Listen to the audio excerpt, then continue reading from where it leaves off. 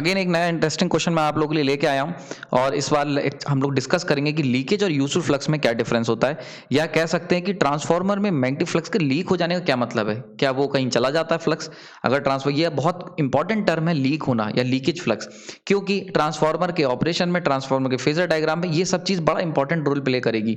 Plus viva के time पे ये बहुत बार क्वेश्चन पूछा जाता है कि लीकेज क्या होता है। ये टॉपिक इतना ज्यादा इंपॉर्टेंट है कि इसमें गेट पे भी इस पे क्वेश्चन आ चुका है जिसमें पूछा गया था कि लीकेज फ्लक्स का क्या मतलब होता है। तो आप समझ गए होंगे कितना गंभीर टॉपिक है। इसके ऊपर हम लोग डिस्कस करेंगे, बहुत डिटेल में सीखेंगे, इसकी बारीकियां समझेंगे और इसके कॉन्सेप्चुअल डेप्थ में जाएंगे। चलिए शुरू करते हैं। तो सबसे पहले अगर बात की जाए ट्रांसफार्मर की, यानी कि आपने देखा होगा ट्रांसफार्मर को, कोर टाइप ट्रांसफार्मर हमने लेक्चर्स में डिस्कस करते रहते हैं। तो for example this one is the core type transformer. Now core type transformer के अंदर हम जानते हैं कि यहाँ पे आपकी वाइंडिंग्स की जाती हैं। तो for example this one is the primary winding, ठीक है, और इस तरीके से यहाँ पे हम लोग सेकेंडरी वाइंडिंग कर देते हैं, ठीक है। अब होता क्या है कि जब आप इसको एनर्जाइज करते हो, जब आप इसके अंदर से करंट फ्लो कराते हो, आई नॉट करंट, तो ये करंट क्या करती है, इसको मैग्नेटाइज करती है। तो यहाँ से एक मैग्नेटिक फ्लक्स सेटअप हो जाता है, ठीक, और ये इस तरीके से सर्किट कंप्लीट कर देता है, ठीक है। ये ट्रांसफार्मर जो आपने पढ़ा है, जो हम थ्योरेटिकली जब देखते हैं तो इस तरीके के ट्रांसफार्मर को सीखते हैं, लेकिन एक्चुअल में ऐसा नहीं होता है। एक्चुअल कंडीशन की अगर बात की जाए तो कुछ एक्चुअल कंडीशन को अगर ध्यान से देखा जाए तो भाई ये जो आपने यहाँ पे बनाया है ऐसा नहीं होगा, बल्कि कुछ फ्लक्स यहां से भी जा रहा होगा, ठीक है, कुछ फ्लक्स ये जा रहा होगा। इसी तरीके से सेकेंडरी वाइंडिंग में भी कुछ फ्लक्स एयर के थ्रू अपना पाथ कंप्लीट कर रहा होगा और कुछ फ्लक्स यहां से, ठीक। अगर मैं यहां से कोर हटा दूं, फॉर एग्जांपल अगर ये कोर हटा के मैं केवल इसका स्ट्रक्चर ले लूं तो ये कुछ इस तरीके से दिखेगा। एक वाइंडिंग ये है and this one is the secondary winding, ठीक। और फ्लक्स की बात कर लेते हैं तो फ्लक्स जो है कुछ ये हो गया लिंकिंग फ्लक्स, यानी कि यहां से निकल के इस कोर में जा रहा है, ये हो गया इस तरीके से फ्लक्स जाने वाला, ठीक है। और ये हो गया कुछ हम बना लेते हैं लीकेज वाला, तो लीकेज वाला कुछ इस तरीके से, कुछ फ्लक्स ऐसे जा रहा होगा, अपना पाथ कंप्लीट कर रहा होगा, यानी कि जो दूसरी कॉइल में नहीं जा रहा होगा, ठीक है। ये रहा। तो देखो यहाँ पे क्या क्या चीजें हैं। एक ऐसा फ्लक्स है जो दोनों कॉइल को लिंक कर रहा है और बाकी फ्लक्स जो है वो क्या कर रहा है, केवल सिंगल सिंगल कॉइल को लिंक कर रहा है, ठीक। तो मतलब समझो अगर हम बात करते हैं यूजफुल फ्लक्स की, यूजफुल फ्लक्स, यूजफुल फ्लक्स, तो यूजफुल फ्लक्स क्या होता है, ऐसा ऐसा फ्लक्स जो क्या हो, कॉइल 1 और कॉइल 2 दोनों को लिंकअप करे। यानी कि ये कॉइल 1 ले लेते हैं और this one is the coil 2, यानी कि ऐसा फ्लक्स जो कॉइल 1 और कॉइल 2 दोनों के साथ लिंकअप करे, ऐसे फ्लक्स को हम लोग कहते हैं यूजफुल फ्लक्स। यही फ्लक्स जो होता है जिसकी वजह से ट्रांसफार्मर अपना ट्रांसफार्मर एक्शन कर पाता है। डीसी मशीन में भी जो फ्लक्स ईएमएफ इंड्यूस होता है, आपने देखा होगा फ्लक्स कटिंग एक्शन से हमने यहाँ नॉर्थ पोल बनाते थे, ये साउथ पोल बनाते थे, ये रोटर होता था, तो यहाँ से फ्लक्स जा रहा होता था। सारा फ्लक्स नॉर्थ का निकला हुआ यहाँ से साउथ में इस तरीके से नहीं जाएगा, हो सकता है कुछ फ्लक्स ऐसे जा रहा हो, ये, और नीचे से जा रहा हो। तो देखो ये वाला जो फ्लक्स जा रहा है ये आपका क्या है, इस कंडक्टर से कहीं से भी अटैच नहीं है, यानी कि रोटर से पास ही नहीं हो रहा है। तो आप समझ सकते हैं कि मैग्नेटिक फ्लक्स लाइंस अगर तुमने 10 बनाई हैं और 8 लाइंस जो हैं वो कंडक्टर से पास हो रही हैं, तो केवल 8 लाइंस ही ईएमएफ इंड्यूस कराएंगी, 2 लाइंस जो होंगी वो वेस्ट चली जाएंगी। ऐसी लाइंस को हम लोग कहते हैं लीकेज फ्लक्स। बात समझ में आ रही। तो इसमें लीकेज क्या हुआ, ये वाला आपका हुआ, this one is leakage flux, ये हो गया लीक। ये भी आपका, ये दोनों के दोनों क्या हुए, लीकेज फ्लक्स। जैसे leakage flux of C1 coil 1, और इसी तरीके से ये हो गए दोनों लीकेज फ्लक्स ऑफ कॉइल 2, ठीक है। बात समझ में आ रही। तो जो फ्लक्स तुम्हारा दोनों कॉइल को लिंक नहीं करेगा वो किस में आ जाएगा, लीकेज फ्लक्स। तो ये जो ब्लू कलर की लाइन मैंने बनाई है ये आपका लीकेज फ्लक्स होगा। मतलब समझो इस बात का, लीकेज का मतलब ये नहीं है कि आप निकली इस कॉइल में से निकली 10 लाइनें और पहुंची केवल 4। बात समझना ध्यान से, इस बात को समझो, बहुत लोगों में कंफ्यूजन रहता है। For example this one is the coil और यहां से मैग्नेटिक फील्ड लाइन जो है यहाँ ऊपर से निकली भाई 3, 1 2 3, और लौट के आई 2 2 3, एक वाली खो गई। तो ये ऐसा नहीं होता है, याद रखना। इसके ऊपर मैक्सवेल्स की इक्वेशन भी है, डेल बी इक्वल टू 0। ये इक्वेशन ये तुम्हारी बताती है कि किसी भी कंडीशन में आपका जो नेट फ्लक्स होगा, यानी कि अगर कहीं पे नॉर्थ एग्जिस्ट कर रहा है तो साउथ भी एग्जिस्ट करेगा, यानी जितना फ्लक्स नॉर्थ से निकलेगा वो सारा का सारा फ्लक्स जो है वो साउथ तक जरूर पहुंचेगा। ऐसा संभव ही नहीं है, इसीलिए एक लाइन कही जाती है, monopole doesn't exist. Monopole doesn't exist मतलब मोनोपोल एग्जिस्ट नहीं करते, डजेंट एग्जिस्ट। समझ में आ रहा है। तो ये बात ध्यान रखना। इसीलिए लीकेज का मतलब ये नहीं है कि 3 लाइनें नॉर्थ से निकली पर साउथ में केवल 2 ही लाइन पहुंची, 1 लाइन खो गई, ऐसा संभव ही नहीं है। तो लीकेज फ्लक्स का एक्चुअल मतलब क्या होता है, लीकेज फ्लक्स का मतलब हो गया ऐसा फ्लक्स, इसको मैं बता देता हूं, गेट का एग्जैक्ट वर्ड्स थे ये गेट के क्वेश्चन के, कि लीकेज फ्लक्स को अगर डिफाइन करें, लीक फ्लक्स ये कौन सा होगा, ऐसा फ्लक्स जो फ्लक्स जो क्या करे, कॉइल 1 को तो लिंक करे, कॉइल 1 को लिंक करे, ठीक है, या फिर फ्लक्स जो कॉइल 2 को लिंक करे, ठीक है, but don't link both the coil, don't link both the coils, यानी कि दोनों कॉइल से लिंक ना करे, बोथ दी कॉइल्स। समझ में आ रहा है? तो यानी कि ऐसा फ्लक्स जो कॉइल 1 से लिंक करे लेकिन कॉइल 2 से लिंक ना करे, या कॉइल 2 का ऐसा फ्लक्स जो कॉइल 2 से लिंक करे कॉइल 1 से लिंक ना करे, इस तरीके के फ्लक्स को हम लोग लीकेज फ्लक्स कहते हैं। एग्जांपल तुम्हारे सामने डायग्राम से देख सकते हो, जो ब्लू कलर की लाइन है देखो, ये क्या कर रही है, ये केवल कॉइल 1 से, ये किससे, C1 से लिंक है, ये भी C1 से लिंक है, ये C2 से लिंक है, ये C2 से, तो देखो केवल C2 से जो लिंक है वो सारी सारी लीक फ्लक्स में आ जाएंगे। और ऐसा फ्लक्स जो आपका क्या कर रहा है, दोनों कॉइल को लिंक है, जैसे कि ये वाला बनाया हुआ है मैंने, ये वाला जो फ्लक्स है ये तुम्हारा कहलाएगा यूजफुल फ्लक्स, यूजफुल फ्लक्स। और यही फ्लक्स जो है इसकी वजह से तुम्हारा मतलब पावर जो होगी ट्रांसफार्मर में, इलेक्ट्रिक पावर वन प्राइमरी से सेकेंडरी में जो इलेक्ट्रिक पावर ट्रांसफर होगी वो due to this useful flux. ये जो कोर को अगर देखते हैं, ये तो कॉइल हो गया, कोर में अगर बात की जाए तो देखो ये वाला जो फ्लक्स है जो यहां से जा रहा है, ये वाला पूरा, ये पूरा हो गया यूजफुल फ्लक्स। क्यों? क्योंकि देखो कॉइल 1 को भी लिंक कर रहा है, कॉइल 2 को भी लिंक कर रहा है। जबकि जो ब्लू कलर से लाइन बनाई है मैंने, ये देखो ये क्या है, लीक को शो कर रहा है, यानी केवल कॉइल 1 या केवल कॉइल 2 को लिंक कर रहा है। तो देखो जो फ्लक्स केवल एक ही कॉइल को लिंक करेगा वो किसी भी तरीके के इलेक्ट्रिक पावर ट्रांसफर में रोल प्ले नहीं करेगा, इसीलिए उसको लीक कह देते हैं। तो यहां से जो इलेक्ट्रिक पावर ट्रांसफर होगी, जो इलेक्ट्रिक ट्रांसफर होगा पावर का ट्रांसफार्मर के अंदर, वो ड्यू टू यूजफुल फ्लक्स के कारण होगा। ठीक है, ध्यान रखना ये चीज। इसी तरीके से जब हम लोग फॉर्मूला लिखते हैं ई का, ई RMS, ठीक है, और 1 का, तो इक्वल टू हमने देखा था कल 4.44 F N1 phi m। तो ये जो phi m था ये कौन सा था, ये यूजफुल फ्लक्स है, यूजफुल फ्लक्स की मैक्सिमम वैल्यू, मैक्सिमम वैल्यू। बात समझ में आ रही? तो ये यूजफुल फ्लक्स यहाँ पे काउंट होगा, लीकेज फ्लक्स को हम लोग काउंट नहीं करते हैं पिक्चर के अंदर किसी भी तरीके के सिनारियो में। बात समझ में आ गई होगी? तो ये जो तुम्हारा क्या है, यूजफुल फ्लक्स को हम लोग हमेशा ही यूज करेंगे, हम लोग जो हमारा ऑपरेशन होगा उसको परफॉर्म करने के लिए। ठीक, आई होप ये चीज समझ में आ गई, इसमें कोई डाउट नहीं होना चाहिए। नाउ अब आगे चलते हैं, देखते हैं कि क्या क्या तरीके हैं जिससे हम कम कर सकते हैं। ये तरीके मैं आपको पहले ही बता चुका हूं। तो मेथड्स क्या है, अगर हम दोबारा से उसको डिस्कस करें, मेथड्स क्या है, कैसे हम क्या कर सकते हैं, लिमिट कर सकते हैं किसे, लीकेज को, यानी कि लीक को कैसे रोका जा सकता है। ठीक है, तो सबसे अच्छा मेथड है, अगर आप देखो मैंने बताया था आपको 2 तरीके के ट्रांसफार्मर होते हैं, type on the basis of magnetic circuit. Magnetic circuit के बेसिस पे 2 तरीके के ट्रांसफार्मर होते हैं, एक होता है कोर टाइप और एक होता है शेल टाइप। शेल टाइप में 2 पैरेलल पाथ, कोर टाइप में 1 पैरेलल पाथ। ठीक है, तो अगर कोर टाइप ट्रांसफार्मर यूज कर रहे हो तो वहां कैसे लिमिट कर सकते हो, तो आंसर है आपका, आप कंसंट्रिक वाइंडिंग का इस्तेमाल करके। जैसा कि मैंने आपको बताया था, ये चीज हम लोग देख चुके हैं टाइप्स ऑफ कोर में और वाइंडिंग जब हमने सीखी थी। ठीक है, और इसी तरीके शेल में कैसे कर सकते हो, तो सैंडविच वाइंडिंग का इस्तेमाल करके, सैंडविच वाइंडिंग। ठीक है, दोनों ही वाइंडिंग की खास बात क्या है, दोनों वाइंडिंग हम लोग करते क्या है, हमने एक बात नोट करी कि भाई एक कॉइल है, ठीक है, और ये दूसरी कॉइल है, तो यहां पे क्या होगा, ये जो फ्लक्स यहां से अंदर बनेगा, ये फ्लक्स इससे लिंक करेगा, लेकिन लीक क्यों हो रहा है, रीजन क्या है लीक होने का, रीजन ये है कि भाई जब यहां से फ्लक्स निकलेगा, इस पर्टिकुलर पॉइंट की बात की जाए, तो उसके पास 2 ऑप्शन होंगे। एक ऑप्शन होगा कि वो इस डायरेक्शन में जाए और एयर से भी जा सकता है इस तरीके से। ठीक, तो अब इसका सबसे अच्छा तरीका क्या है, हम क्या कहते हैं, हमारा मतलब है यूजफुल फ्लक्स वो होगा जो दोनों कॉइल को लिंक करे। तो क्यों ना हम लोग क्या करें, एक कॉइल के ऊपर ही दूसरी कॉइल को वाइंड अप कर दें इस तरीके से। अब ऐसे में क्या होगा, दोनों कॉइलें एक दूसरे के ऊपर वाइंड अप होंगी, तो देखो किसी भी कॉइल से निकलने वाला फ्लक्स 100% जो है दूसरी कॉइल से लिंक करेगा। पॉसिबल ही नहीं है, मतलब आइडियल केस में पॉसिबल नहीं, प्रैक्टिकल केस में हो सकता है 2-4 लाइनें आगे पीछे हो जाएं फ्लक्स की।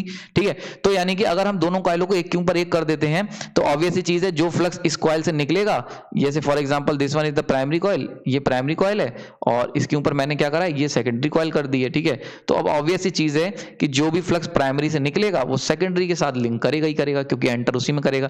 इसी तरीके से जो फ्लक्स सेकेंडरी का निकलेगा वो प्राइमरी से लिंक करेगा। तो ये देखो किस तरीके से समझ में आ रहा है। तो देखो अब ये जो फ्लक्स है, यानी कि हमने इससे क्या करा, लीकेज जो लीक फ्लक्स था उसको कन्वर्ट कर दिया किसमें, यूजफुल फ्लक्स में, यूजफुल फ्लक्स में। तो यानी कि कंसंट्रिक वाइंडिंग या फिर सैंडविच में भी सेम ऐसे ही करते हैं, एक के ऊपर एक वाइंडिंग करते हैं, कंसंट्रिक में भी सेम करते हैं। डिफरेंस है कोर और शेल टाइप का। तो दोनों ही केसेस में हम लोग जब प्राइमरी और सेकेंडरी वाइंडिंग को एक के ऊपर एक कर देते हैं, ओवरलैप कर देते हैं, तो ऐसे केस में क्या होता है, जो प्राइमरी का निकलने वाला फ्लक्स है वो सेकेंडरी फ्लक्स से ऑटोमेटिक पूरा का पूरा क्लोज टू 100% लिंक कर जाता है। इसीलिए ऐसे केसेस में लीकेज की जो प्रॉब्लम होती है वो रिड्यूस हो जाती है। समझ में आ गई होगी बात ये। ठीक है, अच्छा अगर बात की जाए दोनों में से कौन सा अच्छा है, कोर या शेल, तो मैंने आपको लेक्चर में बताया हुआ है, शेल टाइप ट्रांसफार्मर में लीस्ट लीकेज होती है। लीस्ट लीकेज होती है। ठीक है, इसका क्या रीजन है इसको भी समझ लेते हैं, ये भी मैं आपको यहाँ पे बता देता हूँ। बहुत ही इंपॉर्टेंट और बहुत इंटरेस्टिंग है ये पॉइंट कि भाई शेल में क्यों लीकेज कम होता है, तो इसको समझते हैं। इसके ऊपर एक क्वेश्चन आता है, why we use ferromagnetic core, why we use ferromagnetic core. भाई हमने फेरोमैग्नेटिक कोर ही क्यों यूज करी, तो ये इसी से लिंक करता हुआ है। इसको समझो ध्यान से कि अगर हम बात करी जाए कोर की, ठीक, ये रही कोर, क्लियर हो गया। अब देखो अगर हमारे पास कोर पे वाइंडिंग की हुई है, सेम वाइंडिंग है, ऐसे दो केस लेके दिखा रहा हूं आपको, ये फेरोमैग्नेटिक कोर है। एक बार मैंने क्या करा है, हमने वाइंडिंग एयर में ली हुई है, ठीक है, सेम वाइंडिंग है, यानी कि जैसे C1 C2 ये है, वैसे ये भी C1 और C2 है, same number of turns, same number of pattern, सब कुछ सेम है। अब देखो क्या होगा जब यहाँ पे फ्लक्स बनेगा, ठीक, ये देखो यहां से मान लेते हैं फ्लक्स बना, ये रहा फ्लक्स φm, तो इस फ्लक्स के पास दो रास्ते होंगे, एक होगा इस एयर वाला पाथ, ठीक है, ये क्या एयर पाथ है, एयर पाथ, और एक होगा ये फेरोमैग्नेटिक कोर वाला पाथ, यानी कि फेरोमैग्नेटिक कोर पाथ। ठीक, ठीक समझ में आ रहा है। तो अब ऐसे में क्या होगा, अगर हम इसी फ्लक्स को, ये जो फ्लक्स हमने लिया हुआ है फाई जो बन रहा है, इसको अगर मैं एक करंट की तरह देख लूं तो इसके पास दो पाथ हैं, एक पाथ है जिसमें एयर है, एक पाथ है जिसमें फेरोमैग्नेटिक मटेरियल है। तो आप करंट डिवीजन रूल आपको पता होगा कि अगर हमारे पास कोई करंट किसी सर्किट में फ्लो हो रहा है, उसके बाद दो पैरेलल पाथ हैं, एक में रेजिस्टेंस बहुत ज्यादा है और एक में रेजिस्टेंस बहुत कम है, तो ऑब्वियस सी बात है ज्यादातर करंट कहां फ्लो करेगा, आपका जो करंट है वो लीस्ट रेजिस्टेंस पाथ फॉलो करेगा। ठीक है, इसी तरीके से एयर जो होती है, इसका जो रिलक्टेंस होता है वो बहुत ज्यादा होता है एस, और जबकि यहाँ पे जो आपका फेरोमैग्नेटिक मटेरियल होता है, इसका रिलक्टेंस जो होता है वो बहुत कम होता है। तो ऑब्वियस सी चीज है, अगर आपने फेरोमैग्नेटिक मटेरियल लिया हुआ है और उसका रिलक्टेंस बहुत कम है, तो फ्लक्स जो होगा वो तुम्हारा फेरोमैग्नेटिक फ्लक्स के जो फेरोमैग्नेटिक पाथ है उससे बहुत ज्यादा, यानी कि करीब 80 to 90% फ्लक्स जो होगा वो फेरोमैग्नेटिक कोर से पास होगा, और 10 to 20% जो फ्लक्स होगा वो तुम्हारा एयर कोर से पास होगा। जैसा कि यहाँ पे सिंपली जैसे करंट डिवीजन रूल लगाते हो, तो जिस रेजिस्टेंस, अगर किसी पाथ पे रेजिस्टेंस बहुत ज्यादा है, रेजिस्टेंस बहुत ज्यादा है यहाँ पे और यहाँ रेजिस्टेंस कम है, तो करंट क्या होता है, जो कम रेजिस्टेंस होता है वहां से 80 to 90% पास हो जाता है। और ये डिपेंड करता है कितना डिफरेंस है दोनों रेजिस्टेंस के बीच में, ठीक, और यहाँ पे 10 to 20%। बिल्कुल सिमिलरली जैसे करंट है वैसे ही हमारे पास मैग्नेटिक फ्लक्स है, तो फ्लक्स भी करंट की तरह देखेगा, दो पाथ हैं, एक एयर का पाथ है, ठीक है, और एक है फेरोमैग्नेटिक मटेरियल का।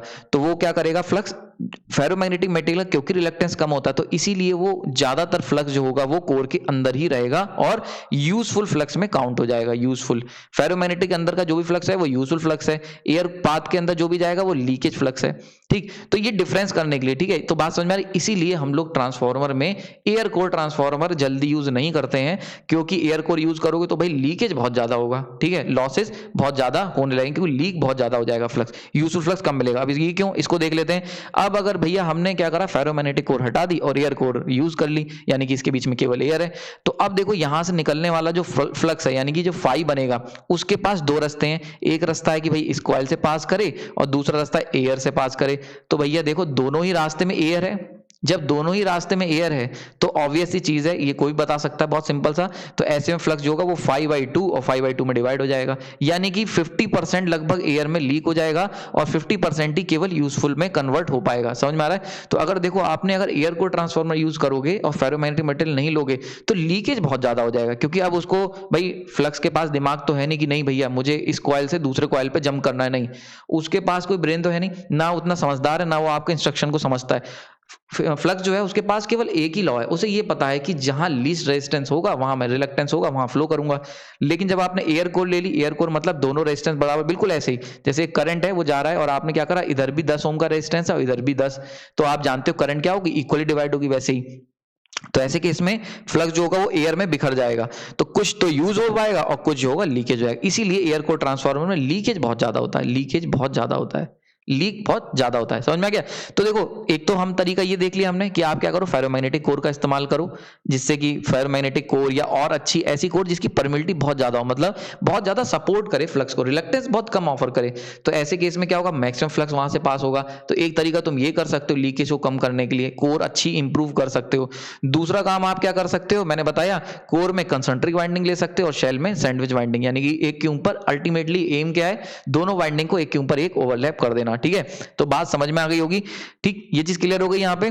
अच्छा, अगर पूछा जाए कि भाई लीकेज फ्लक्स डिपेंड किस पे करता है, तो बड़ा इंपॉर्टेंट है। तो लीकेज फ्लक्स जो है, लीकेज फ्लक्स वो डायरेक्टली प्रोपोर्शनल होता है करंट के, यानी कि वाइंडिंग के अंदर फ्लो होने वाले करंट से। अरे यार ये देखो, ये तो बहुत सिंपल सा कॉन्सेप्ट है। अगर आपके पास कॉइल है, ठीक है, ये दो कॉइल हैं, तो भाई इसके अंदर मान लेते हैं ये लीक फ्लक्स यहाँ पे है, ये भी लीक है, ये भी लीक है, ये भी लीक है, और यूजफुल की बात कर लो तो ये वाला यूजफुल है।